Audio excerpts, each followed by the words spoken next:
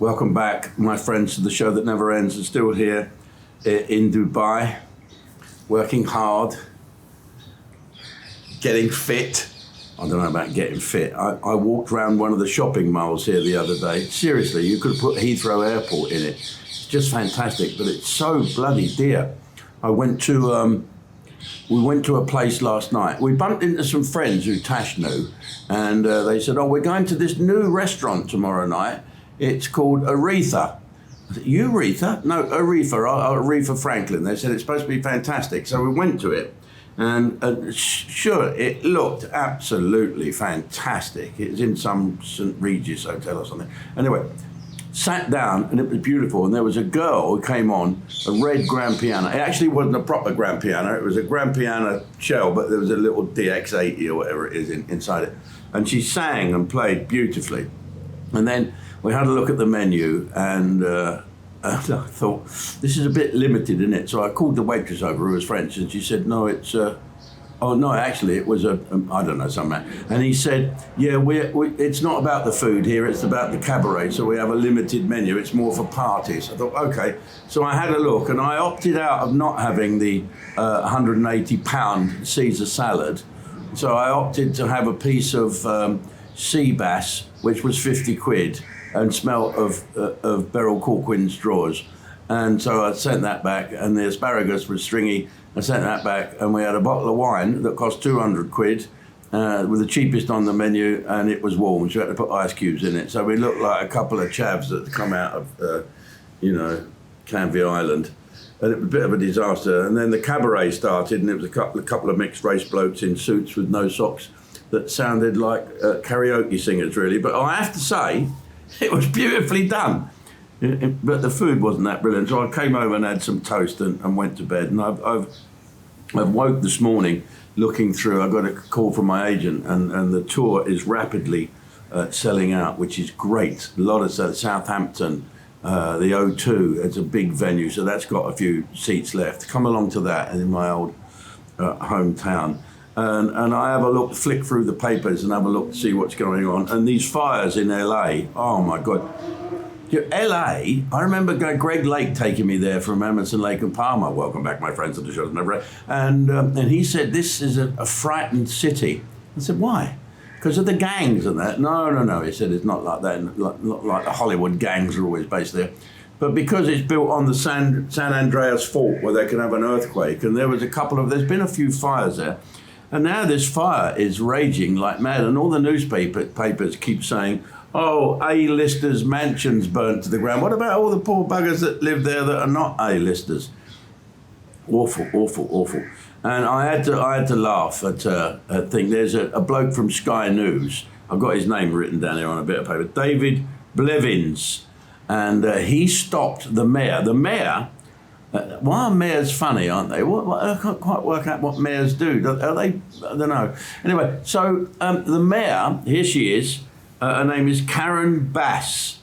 Yes. Well, when the fires were reportedly about to start, I don't know, people can say, look, we're in such a state of fire, could happen in a minute. She buggered off to Ghana in West Africa for the inauguration of the president. And funny enough, the also inauguration of the first female vice president. So of course you'd have to go over there because the mayor there is a woman of colour.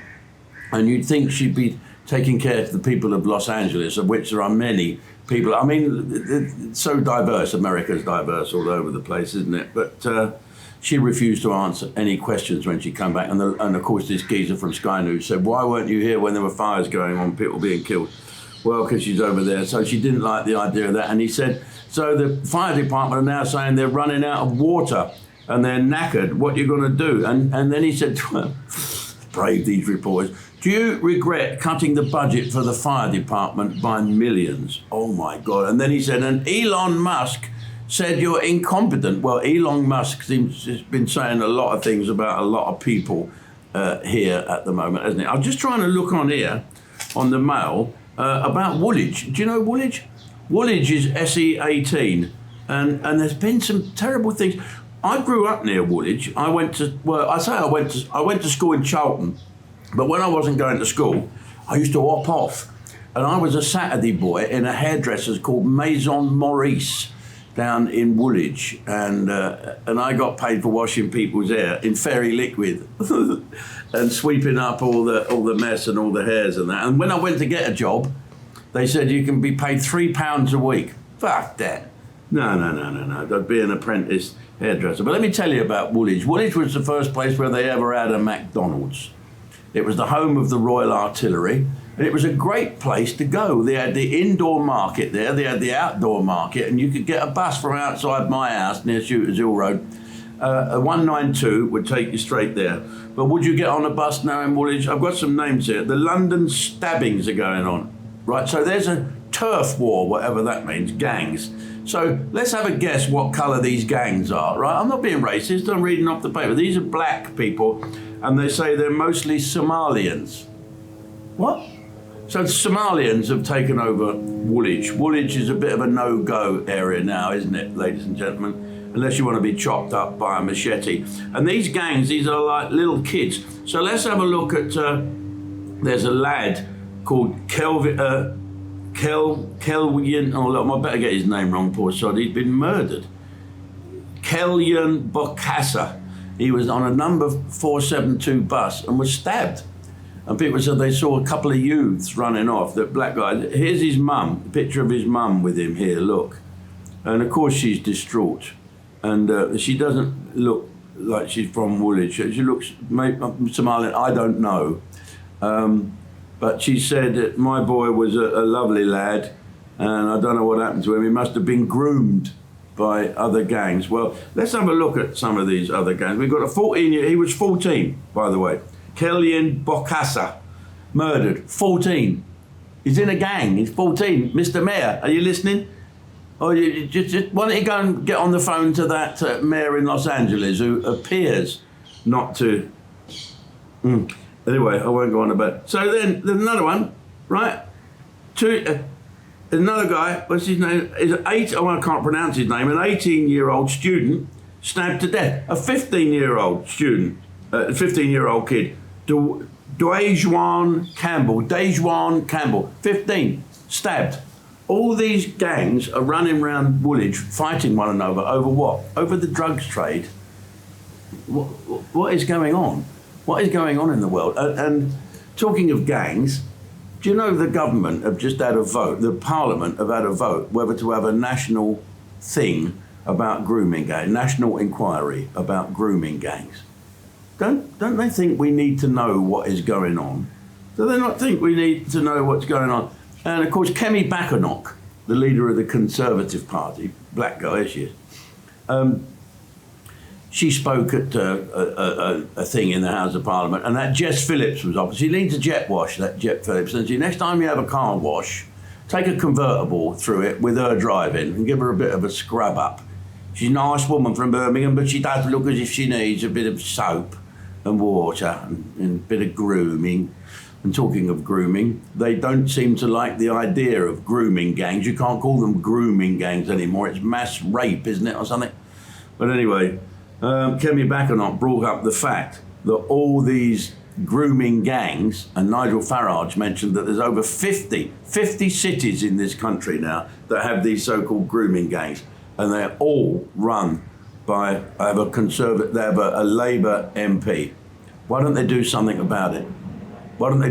Is this probably why all these MPs have been saying to Keir Starmer, for fuck's sake, don't have a national inquiry about grooming gangs or mass rape of Pakistani men sexually abusing and raping white working class girls in this country.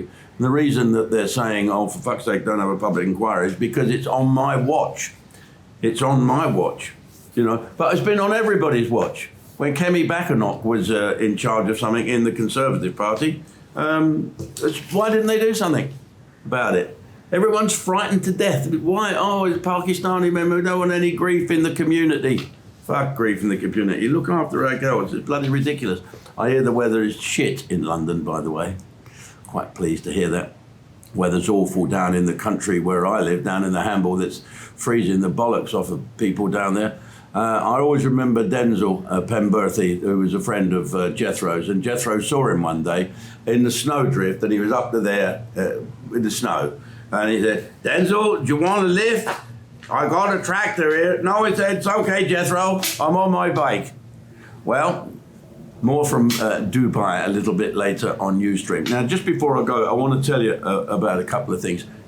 You can go to the Ustream shop on the Ustream website without having to sign up and do stuff. You just go there, register, and go into the shop, and you can buy some of the great new things coming up. You also could have bought a while ago my live transmission. Oh my God, I shit myself. It was the first time I've been live on TV for years, well, 20 years. I mean, forever, really. They never trust me live. But now you've got my own station, I can go do it, and it was great. It was really, we're going to show a couple of little excerpts of that a little bit later on. But I want to end this clip. With the mayor. This is the mayor that oversees the stabbings in Woolwich. He doesn't oversee them, but he just lets it sort of get on. Is he bothered? Well, if he was bothered, he'd fucking do something, wouldn't he? But here he is, with his latest little ploy, and I'll see you all on Ustream. Come and join now, ustream.com. Go to ustreme.com and sign up, especially you people overseas. You can do it as well, and you can hear what's going on in bonkers Britain. Oh my God. So I'll leave you with our mayor.